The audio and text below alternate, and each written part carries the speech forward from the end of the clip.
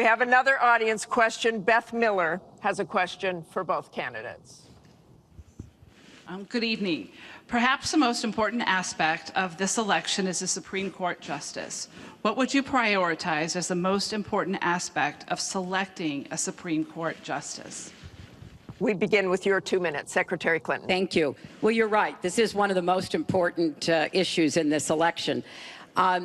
I want to appoint Supreme Court justices who understand the way the world really works, who have real-life experience, who have not just been in a big law firm and maybe clerked for a judge and then gotten on the bench, but maybe they tried some more cases. They actually understand what people are up against, because I think the current court has gone in the wrong direction. And so I would want to see the Supreme Court reverse Citizens United and get dark, unaccountable money out of our politics. Donald doesn't agree with that. I would like the Supreme Court to understand that voting rights are still a big problem in many parts of our country, that we don't always do everything we can to make it possible for people of color and older people and young people to be able to exercise their franchise. I want a Supreme Court that will stick with Roe v. Wade and a woman's right to choose, and I want a Supreme Court that will stick with marriage equality. Now, Donald has put forth the names of some people that he would consider. And among the ones that he has suggested are people who would reverse Roe v. Wade and reverse marriage equality. I think that would be a terrible mistake and would take us backwards. I want a Supreme Court that doesn't always side with corporate interests. I want a Supreme Court that understands because you're wealthy and you can give more money to something doesn't mean you have any more rights or should have any more rights than anybody else. So I have very clear views about what I want to see to change the balance on the Supreme Court.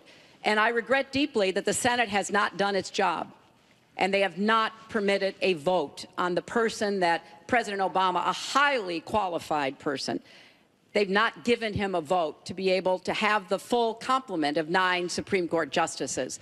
I think that was a dereliction of duty. I hope that they will see their way to doing it, but if I am so fortunate enough as to be president, I will immediately move to make sure that we fill that. We have 9 justices Secretary and they get to work on behalf of our people. Thank you. You're out of time, Mr. Trump. Justice Scalia, great judge, died recently, and we have a vacancy. I am looking to appoint judges very much in the mold of Justice Scalia. I'm looking for judges, and I've actually picked 20 of them, so that people would see, highly respected, highly thought of, and actually very beautifully reviewed by just about everybody, but people that will respect the Constitution of the United States. And I think that this is so important. Also, the Second Amendment, which is totally under siege by people like Hillary Clinton. They'll respect the Second Amendment and what it stands for, what it represents. So important to me. Now, Hillary mentioned something about contributions, just so you understand. So I will have, in my race, more than $100 million put in of my money, meaning I'm not taking all of this big money from all of these different corporations like she's doing. What I ask is this. So I'm putting in more than, by the time it's finished, I'll have more than $100 million invested. Pretty much self-funding mine. We're raising money for the Republican Party, and we're doing tremendously on the small donation, $61 average or so.